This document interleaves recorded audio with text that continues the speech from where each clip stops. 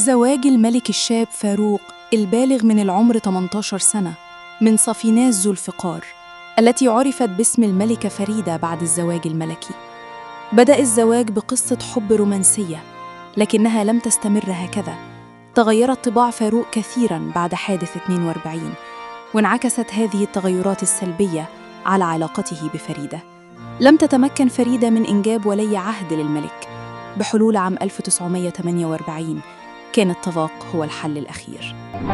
يا صاحب الملك السعيد، يا فاتح العصر الجديد، عش لمصر في أمان الزمن، يسأل الوادي وتبتان الحياة.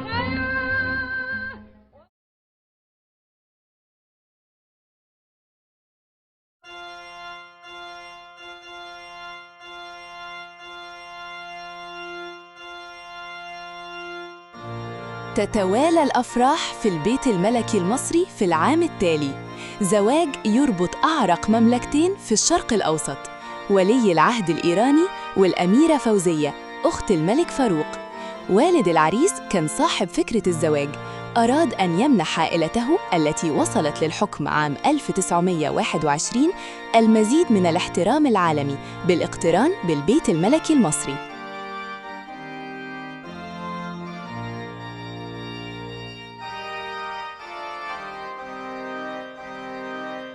أقيمت الأفراح في القاهرة أولاً حيث تم الزواج، وأقيمت الأفراح في إيران عند عودة العروسان إلى إيران.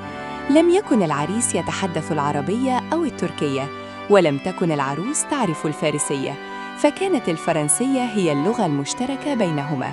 في الزواج التعيس منذ البداية الذي انتهى رسمياً عام 1948 مع نهاية زواج فاروق وفريدة بعد أن رزقا بابنتهما شاهيناز.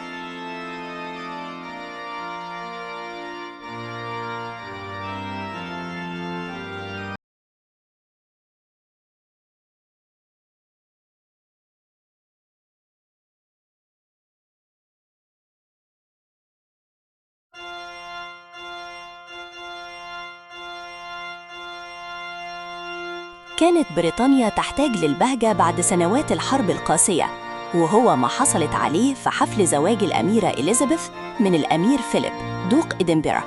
الأمير ذو الأصول اليونانية والدنماركية تنازل عن ألقابه الملكية اليونانية والدنماركية ليتمم زواجه من حبيبته إليزابيث، واحد من أنجح وأطول الزيجات الملكية في التاريخ. استمر 73 عاماً حتى وفاة الأمير فيليب في 2021.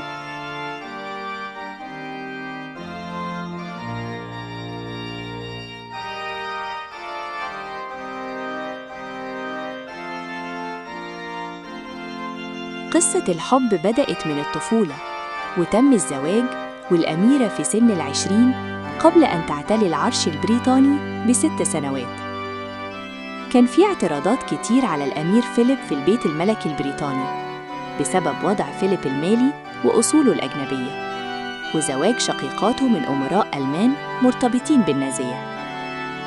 رزق ب3 أولاد وابنة خلال زواجهم الطويل المستقر.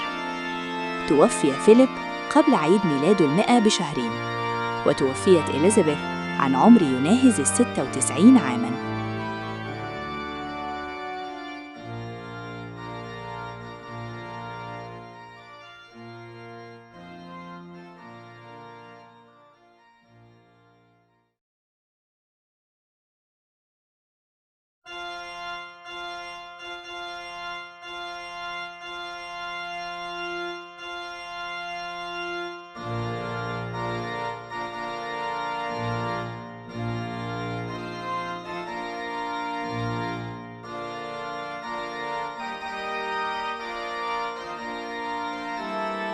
اقترنت ثريا إسفندياري بختياري ذات 19 ربيعاً بشاه إيران محمد رضا بهلوي بعد فشل زواجه الأول. ثريا هي الابنة الوحيدة للسفير الإيراني في ألمانيا الغربية من زوجته الألمانية إيفا كارل. انتهى الزواج بالطلاق عام 1958 عندما رفضت الملكة أن يتزوج الشاه بامرأة أخرى لأنها لم تنجب له ولي عهد يرث عرشه من بعده لكونها عاقر. عاشت بقية حياتها متنقلة بين العواصم الأوروبية بعد الطلاق. عملت كممثلة في إيطاليا، لكن الحظ لم يحالفها في التمثيل.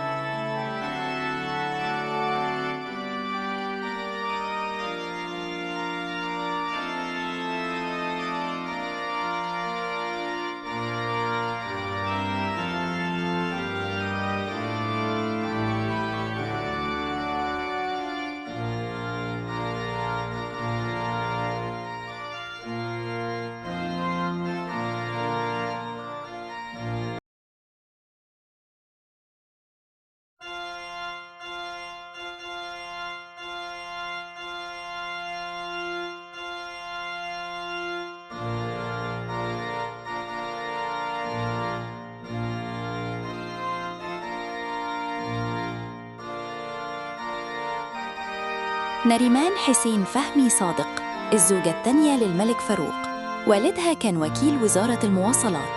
أنجبت لفاروق ولي العهد المنتظر لعرشه، عرشه الذي فقده بعد 6 أشهر فقط من ولادة ولي العهد، وأجبر على التنازل عنه لصالح ابنه. غادرت مصر مع زوجها لمنفاه في إيطاليا. طلبت الطلاق بعد عدة أشهر في المنفى وحصلت عليه عام 1954. عادت لمصر وتزوجت مرتين بعد طلاقها من فاروق، وأنجبت ابناً من زواجها الثاني. توفيت عام 2005.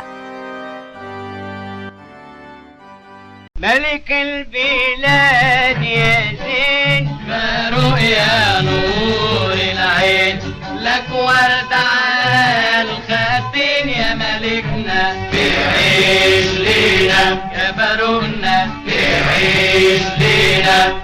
يوم فرحك كان يوم عيد من بحري للصعيد، يوم فرحك كان يوم عيد من بحري للصعيد.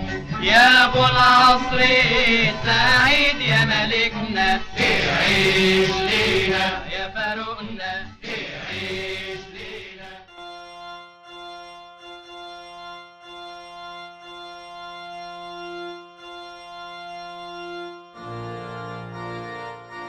خلال مهرجان كان السينمائي عام 1955 يلتقي رينيه الثالث أمير موناكو بالممثلة الأمريكية الشهيرة الحاصلة على الأوسكار غريس كيلي.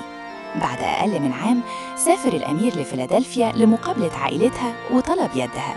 تطور البث التلفزيوني خلال خمسينيات القرن العشرين سمح لأكثر من 30 مليون شخص حول العالم من متابعة مراسم الزواج، بالإضافة للتغطية الصحفية المكثفة جعلت الزواج حدثاً عالمياً استثنائياً. استمر الزواج ل26 عاماً حتى وفاة غريس كيلي عام 1982 في حادث سيارة.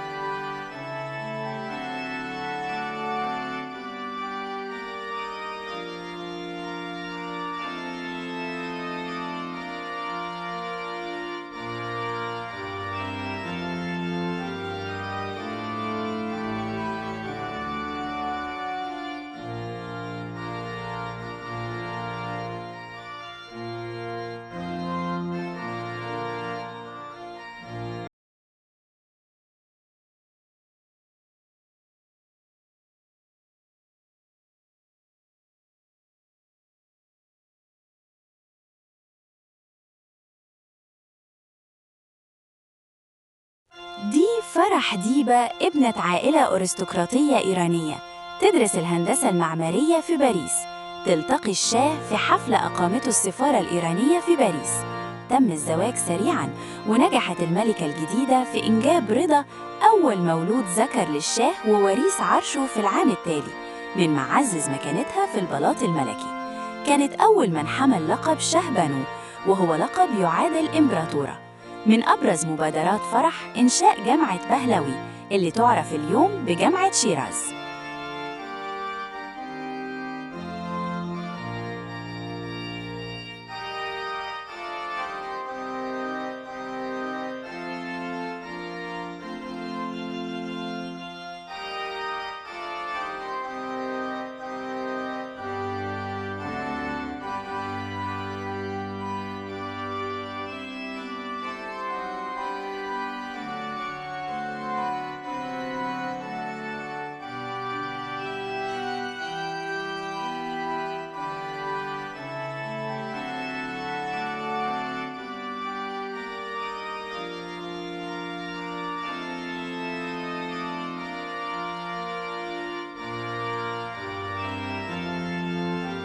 رافقت زوجها لمنفاه في مصر بعد الإطاحة بيه عام 1979، وبعد وفاته انتقلت للولايات المتحدة الأمريكية.